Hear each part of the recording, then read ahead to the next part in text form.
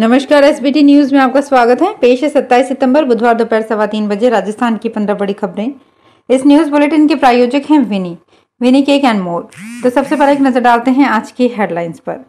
PM Modi बोले, गुजरात को बदनाम करने की साजिश हुई। उपराष्ट्रपति जगदीप धनखड़ पहुंचे बीकानेर। एशियाड में आज भारत को 6 मेडल, अब तक 20 पदक। अलवर जिले में लगभग 425 लोगों को नोटिस भेजा। RAS प्री 2023 कल से मिलेंगे प्रवेश पत्र। 40 जिलों में 2158 सेंटर। और अब खबरें विस्तार से। प्रधानमंत्री नरेंद्र मोदी के गुजरात दौरे का आज दूसरा दिन है। वो बुधवार सुबह अहमदाबाद की साइंस सिटी पहुंचे। वो यहां वाइब्रेंट गुजरात ग्लोबल समिट के 20वें एनिवर्सरी प्रोग्राम में शामिल हुए। अपने संबोधन में पीएम ने कहा कि मैंने कहा था दुनिया के लिए ये सफल समिट एक ब्रांड हो सकती है, लेकिन मेरे लिए गुजरात वाइब्रेंट समिट के एक मजबूत बॉन्ड का प्रतीक है, जो मेरे और गुजरात के 7 करोड़ लोगों के सामर्थ्य से जुड़ा हुआ है। लोगों को याद भी नहीं होगा कि भूकंप के बाद गुजरात की स्थिति क्या थी। भूकंप में हजारों लोगों की मौत हो गई थी। गोधरा की हृदय विदारक घटना के बाद गुजरात को बदनाम करने की साजिश की गई। उपराष्ट्रपति जगदीप धनखड़ बुधवार को बीकानेर पहुंच गए। वे विशेष विमान से सुबह नाल एयरपोर्ट पहुंचे। यहां से बिछवाल औद्योगिक क्षेत्र में स्थित क्षेत्रीय मूंगफली अनुसंधान केंद्र पहुंचे, जहां केंद्र में प्रशिक्षु गृह के उद्घाटन कार्यक्रम में शामिल होंगे। भारतीय कृषि अनुसंधान परिषद के डेयरी सचिव और महानिदेशक डॉक्टर हिमांशु पाठक का संबोधन होगा।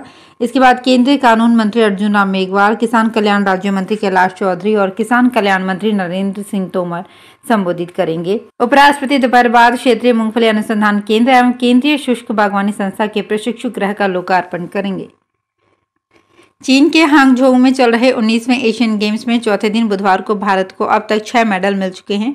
इनमें 2 गोल्ड, 1 सिल्वर और 3 ब्रॉन्ज मिला है। स्विफ्ट कौर ने 50 मीटर एयर राइफल 3 पोजीशन में वर्ल्ड रिकॉर्ड 469.6 स्कोर के साथ गोल्ड जीता। आशीष चौकसे और विष्णु ने ब्रॉन्ज मेडल जीता। इसके अलावा शूटिंग के शॉटगन स्किट में अंगद आनंद, वीर सिंह बाजवा, अनंतजीत सिंह और गुरजोत सिंह ने टीम इवेंट में ब्रॉन्ज मेडल जीता। इससे पहले भारतीय शूटर मनु भाकर, ईशा सिंह और रिदम सांगवान ने 25 मीटर रैपिड पिस्टल में गोल्ड मेडल जीता है। अब तक एशियन गेम्स में भारत के 20 मेडल हो गए हैं। श्रम विभाग अलवर जिले में उन श्रमिकों से पैसे की वसूली कर रहा है जो श्रमिक बनने के बाद सरकारी नौकरी में लग गए हैं और पूर्व में श्रमिक बनकर श्रम विभाग की योजनाओं में पैसा ले चुके हैं। श्रम विभाग ने जिले के करीब 425 से अधिक लोगों को नोटिस भेजकर वसूली शुरू कर दी है। इसमें से कुछ ने तो पैसा जमा करवा दिया है, लेकिन कुछ पैसा जमा करवाने में आनाकानी कर रहे हैं। ऐसे में विभाग इनके खिलाफ कानूनी कार्यवाही की योजना बना रहा है। पिछले 8 सालों में करोड़ों रुपए की राशि श्रमिकों के खाते में जा चुकी है। अब वसूली करने में पसीने छूट रहे हैं। राजस्थान लोक सेवा आयोग RAS प्री 2023 की तैयारी में जुटा है। अभ्यर्थियों को जिला आवंटित कर दिया गया है। पोर्टल पर सूचना अपलोड कर दी गई है। प्रवेश पत्र 28 को अपलोड होंगे। अभ्यर्थी वेबसाइट से प्रवेश पत्र डाउनलोड कर सकते हैं, जबकि 29 सितंबर से कंट्रोल रूम शुरू हो जाएगा। अभ्यर्थी किसी भी समस्या के लिए कंट्रोल रूम पर संपर्क कर सकते हैं। RPSC सचिव रामनिवास मेहता ने बताया कि परीक्षा 1 अक्टूबर को सुबह 11 से 2 बजे तक होगी। प्रदेश के 46 जिलों में 2158 केंद्रों पर यह परीक्षा होगी। आयोग के अनुसार 6,97,000 अभ्यर्थी परीक्षा देंगे। विश्व पर्यटन दिवस पर आज राजस्थान के सभी संरक्षित स्मारकों और संग्रहालयों में पर्यटकों को निःशुल्क प्रवेश दिया जा रहा है। इसके साथ ही पर्यटन स्थलों पर पर्यटकों के तिलक लगाकर स्वागत किया जा रहा है। वहीं लोक रंग की छटा बिखर रही है। वहीं इससे पहले सुबह परकोटे में हेरिटेज वॉक का आयोजन किया गया। राजधानी जयपुर के विश्वविख्यात हवा महल, आमेर महल सहित सभी पर्यटन स्थलों पर सैलानियों को निःशुल्क प्रवेश दिया जा रहा है। जयपुर भ्रमण करने आने वाले देशी विदेशी पावनों का प्रमुख स्मारक आमेर महल, हवा महल, जंतर मंतर, अल्बर्ट हॉल पर माला पहनाकर और तिलक लगाकर स्वागत किया जा रहा है। अयोध्या में भव्य राम मंदिर का निर्माण हो रहा है। मंदिर निर्माण समिति के अध्यक्ष नृपेंद्र मिश्रा ने बताया कि श्री राम की मूर्ति की प्राण प्रतिष्ठा अगले साल 22 जनवरी को होगी। पीएम नरेंद्र मोदी से जुड़े समारोह में शामिल होंगे। इन सबके बीच इस बात की भी चर्चा जोरों पर है कि कांग्रेस नेता राहुल गांधी 2024 के लोकसभा चुनाव के पहले अयोध्या आ सकते हैं और रामलला के दर्शन कर सकते हैं। दरअसल ये पूरी चर्चा राजीव गांधी फाउंडेशन के CEO विजय महाजन की अयोध्या यात्रा के बाद शुरू हुई। माना जा रहा है कि महाजन की ये यात्रा राहुल गांधी के रामलला के दर्शन के लिए जमीन तैयार करने के लिए थी। रेलवे ने फुलेरा गोविंदी मारवाड़ स्टेशन के मध्य दोहरीकरण और फुलेरा में यार्ड के तकनीकी कार्य के कारण 29 अक्टूबर से 4 नवंबर के बीच 50 ट्रेनों का संचालन अलग अलग समयावधि में प्रारंभिक स्टेशन से रद्द कर दिया है। साथ ही वंदे भारत दिल्ली अजमेर जबलपुर अजमेर समेत 27 ट्रेनों का संचालन आंशिक रद्द किया गया है। अलग अलग समयावधि में ये ट्रेनें जयपुर से अजमेर जोधपुर बीकानेर आदि स्टेशनों के मध्य आंशिक रद्द रहेंगी। परिवर्तन यात्रा के जरिए माहौल तैयार करने के बाद अब भाजपा ने आक्रामक रणनीति पर काम शुरू कर दिया है। पार्टी अब दूसरे राज्यों के बड़े नेताओं को राजस्थान के चुनावी समर में उतार रही है। दूसरे राज्यों के नेता अगले 2 माह अलग अलग जिलों में जिम्मेदारी संभालेंगे। दूसरे राज्यों के भाजपा नेताओं के प्रवास को लेकर मंगलवार को प्रदेश भाजपा कार्यालय में समन्वय बैठक हुई। इसमें सभी जिला अध्यक्ष, जिला प्रभारी और प्रदेश पदाधिकारी सहित पड़ोसी राज्यों के प्रमुख नेता मौजूद रहे। दिल्ली के मुख्यमंत्री अरविंद केजरीवाल सुप्रीम कोर्ट से जल्द सुनवाई की अपील की है। उनका कहना है कि केंद्र सरकार के GNCTD एक्ट 2023 को दी गई चुनौती पर जल्द ही सुनवाई की जाए। आम आदमी पार्टी की सरकार ने सुप्रीम कोर्ट से कहा है कि नौकरशाह आदेश का पालन नहीं कर रहे हैं। सुप्रीम कोर्ट ने दिल्ली और केंद्र सरकार से 4 हफ्ते में मामले का संकलन तैयार करने को कहा है। पर्यटन का ट्रेंड बीते 2 साल में बदल गया है। अब हर सीजन में पर्यटकों की आवाजाही हो रही है। अजमेर और पुष्कर देसी विदेशी पर्यटकों की आमद से गुलजार है। इस साल जनवरी से अगस्त तक 70 लाख से ज़्यादा देसी पर्यटक और 70,000 से अधिक विदेशी पर्यटक यहां आ चुके हैं। पर्यटकों का आंकड़ा पिछले वर्ष की तुलना में करीब 40% ज़्यादा है।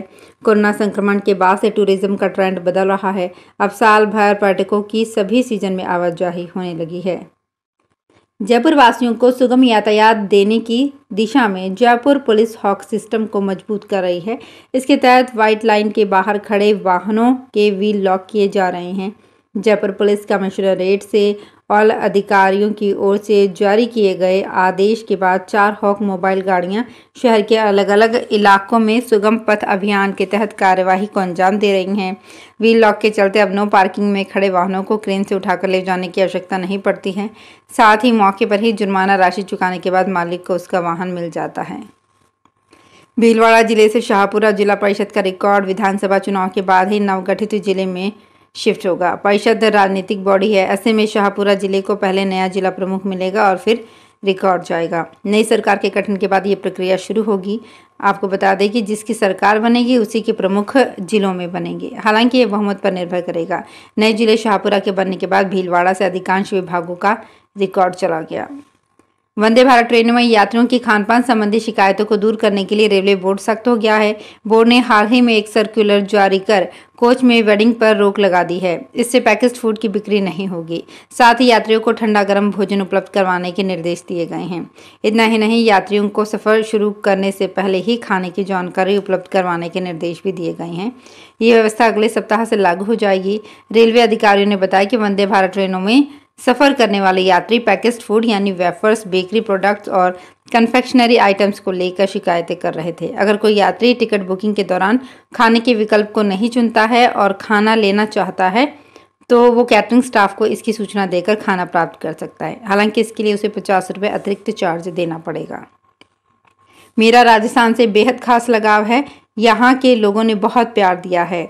एक समय तो ऐसा था जब मैं यहाँ बहुत सारी फिल्मों की शूटिंग कर रही थी और अधिकांश यहीं रहती थी। जयपुर मेरे लिए घर की तरह हो गया था। ये कहना है लेजेंड एक्ट्रेस हेमा मालिनी का। वे जयपुर के राज मंदिर में फिल्म अभिनेता देवानंद के 100वें जन्मदिन के उपलक्ष्य में आयोजित जयपुर देव फेस्टिवल के समापन पर बोल रही थी।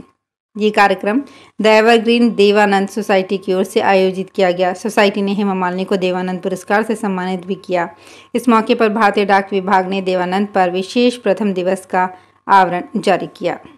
तो फिलहाल इस बुलेटिन में इतना ही। फिर हाजिर होंगे कुछ और बड़ी खबरों के साथ। अगर आप भी अपने आसपास की छोटी बड़ी और महत्वपूर्ण खबरों से अपडेट रहना चाहते हैं तो सब्सक्राइब कीजिए हमारे चैनल SPT न्यूज को और प्रेस कीजिए बेल आइकन पर।